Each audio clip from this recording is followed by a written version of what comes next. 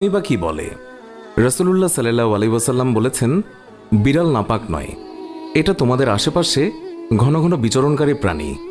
আবু দাউদ ৭৫, তিরমিজি ৯২।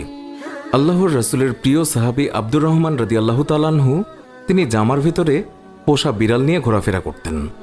একদিন তিনি জামার আস্তিনের নিচে একটি বিড়াল ছানা নিয়ে রাসূলুল্লাহ সাল্লাল্লাহু আলাইহি ওয়াসাল্লামের দরবারে তিনি উপস্থিত হন।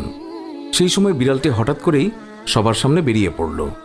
এই অবস্থা দেখে রাসূলুল্লাহ সাল্লাল্লাহু আলাইহি ওয়াসাল্লাম তাকে রসিকতা করে ইয়া আবু হুরায়রা, অর্থাৎ হে বিড়ালের পিতা, এই বলে সম্বোধন করলেন। এরপর থেকেই তিনি মূল নামের চেয়ে আবু হুরায়রা নামে বেশি খ্যাতি লাভ করলেন। আর সেই দিন থেকেই তিনি নিজেকে আবু হুরায়রা নামে পরিচয় দিতে তিনি বেশি পছন্দ করতেন।